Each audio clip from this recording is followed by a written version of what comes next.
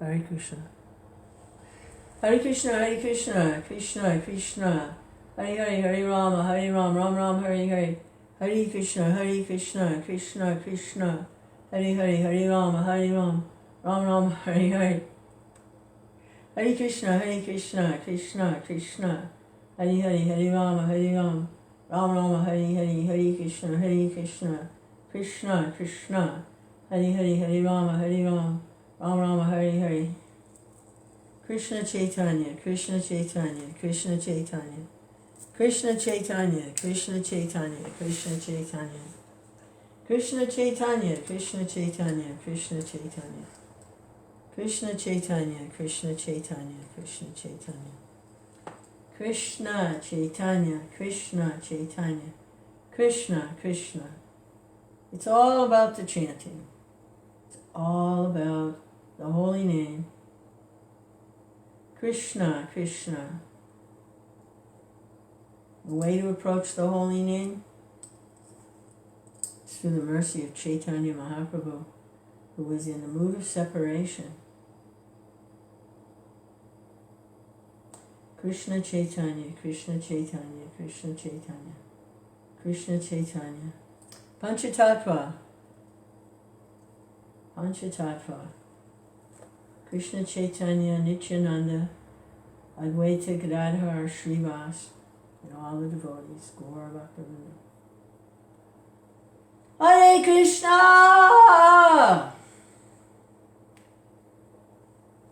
Krishna, Krishna. Harinama, Harinama, Harinama Eva Kevalam, Kalona Stevana, Stevana, Stevana.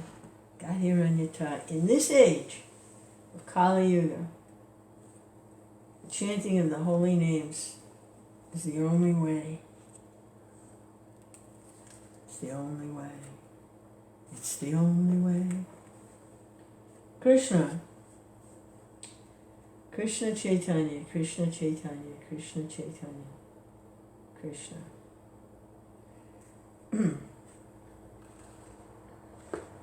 So this is a book about Krishna.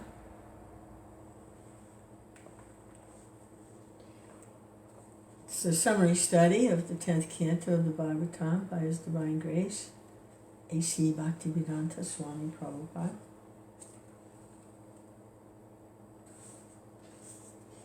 Founder Acharya of the International Society for Krishna Consciousness. Hare Krishna. So we were reading when Krishna enters Mathurā.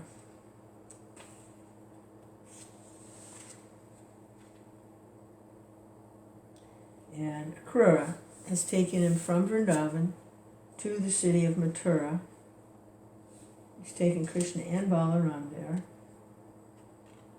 And Krishna and Balaram have promised to come to Kṛṣṇa's house after they take care of the business of killing Kamsa and the other demons there. So Kṛṣṇa goes home. After the departure of Kṛṣṇa, Lord Krishna, Balaram, and the cowherd boys entered Mathurā to see the city. They observed that the gate of Mathurā was made of first-class marble, very well constructed, and the doors were made of pure gold. There were gorgeous gardens all around, and the whole city was encircled by cannons so that no enemy could enter very easily. They saw that all the crossings of the roads were decorated with gold. And there were many rich men's houses, all appearing symmetrical, as if constructed by one engineer. The houses were decorated with costly jewels, and each and every house had nice compounds of trees, fruits, and flowers. The gardens, corridors, and verandas of the houses were decorated with silk cloth and embroidery work in jewels and pearls.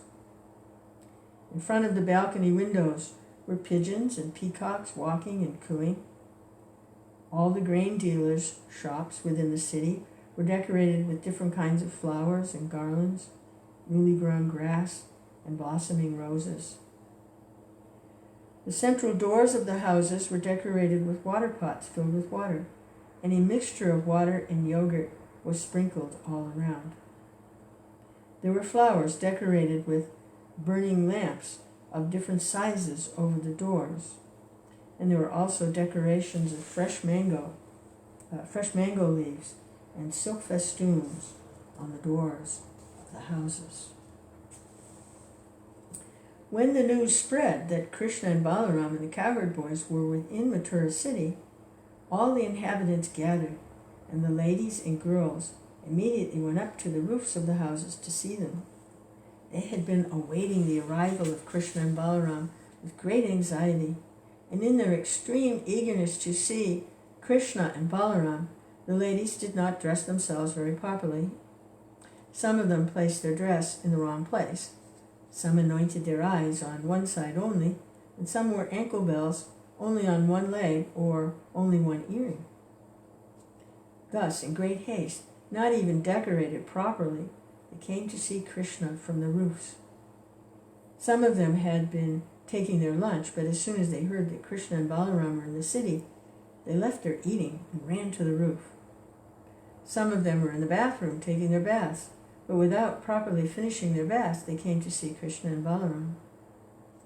Passing by very slowly and smiling, Lord Kṛṣṇa immediately stole their hearts.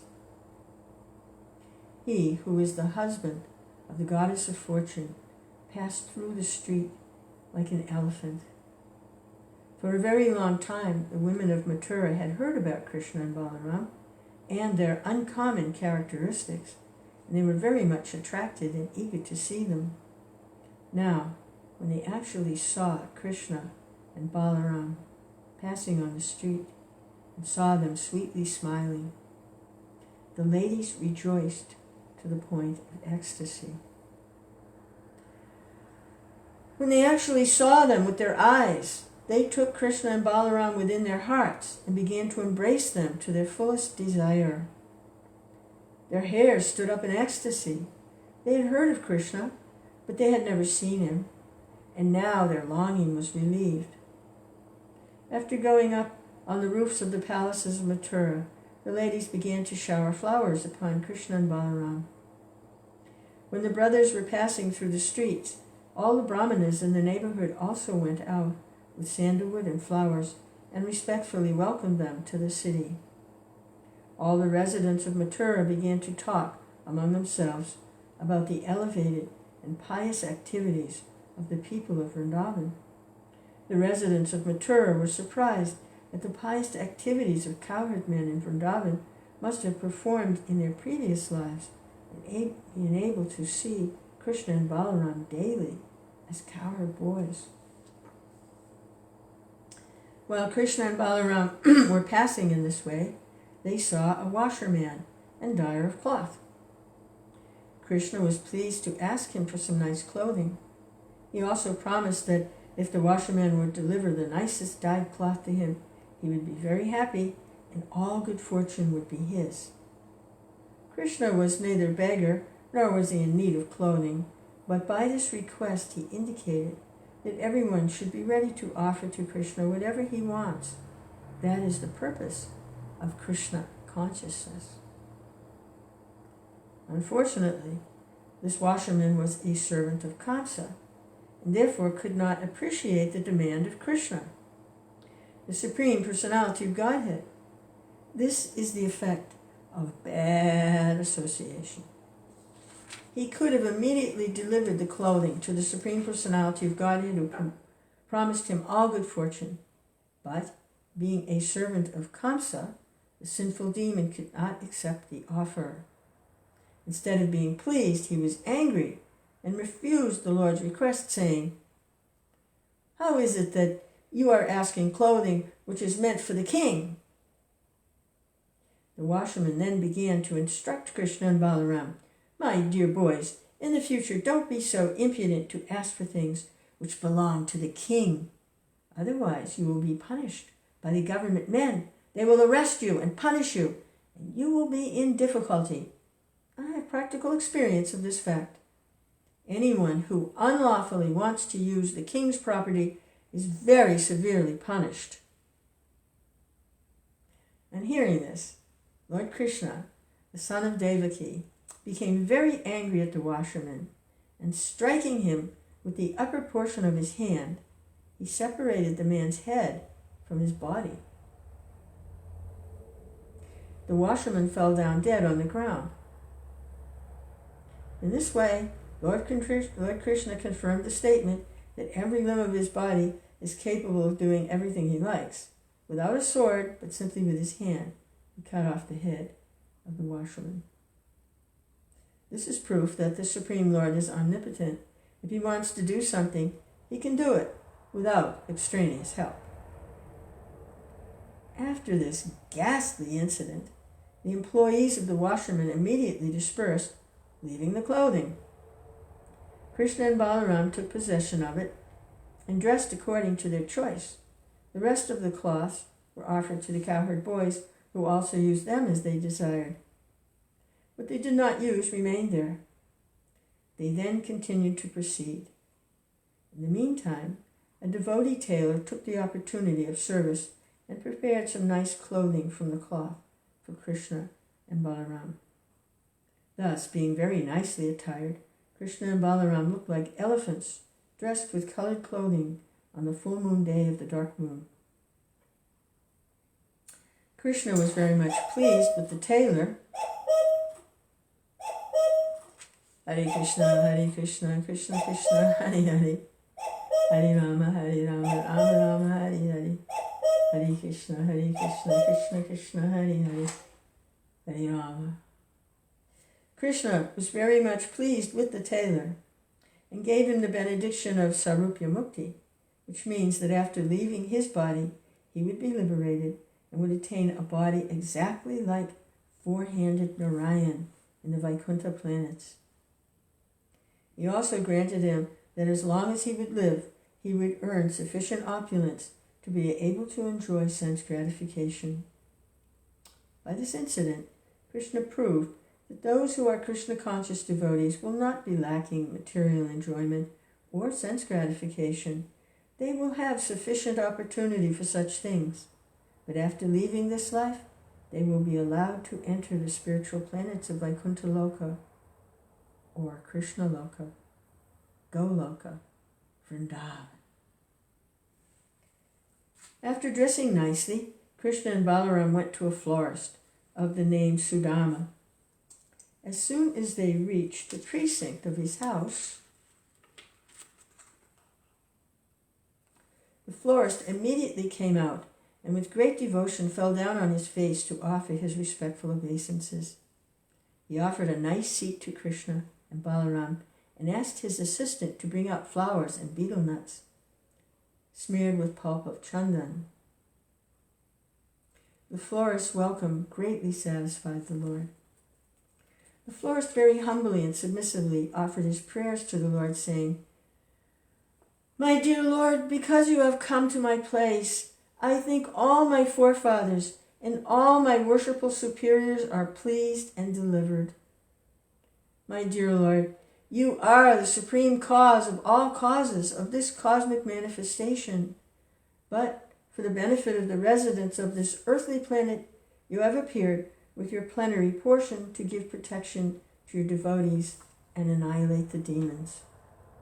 You are equally disposed to friends of all you are equally disposed as the friend of all living entities. You are the super soul, and you do not discriminate between friend and enemy. Yet you are pleased to give your devotees the special result of their devotional activities.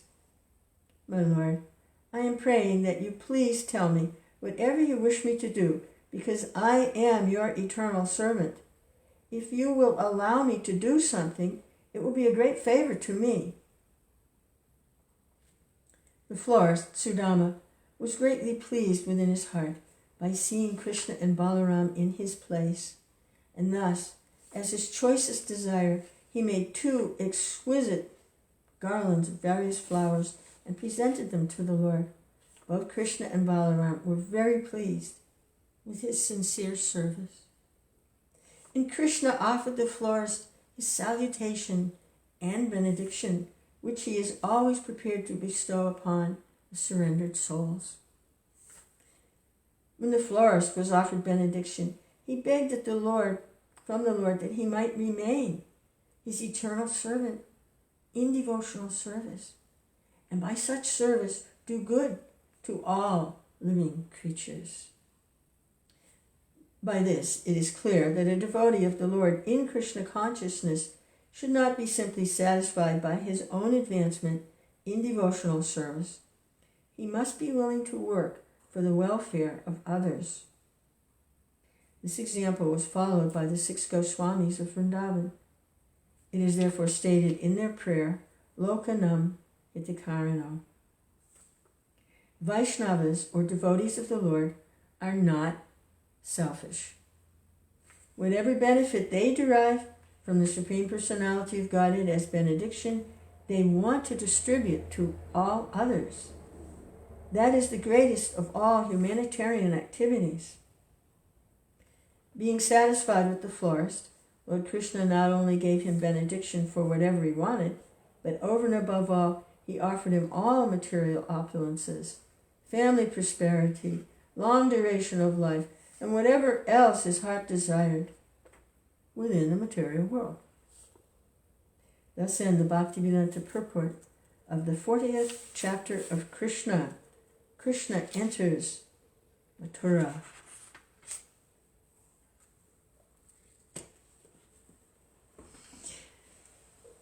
Jai Shri Prabhupada! Hare Krishna! Hare Krishna!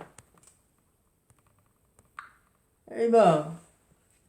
Just heard about Kṛṣṇa killing that nasty washerman, opened his big mouth, offended the Lord, and his benedictions for that florist who surrendered soul and gave whatever he had, he gave to Kṛṣṇa.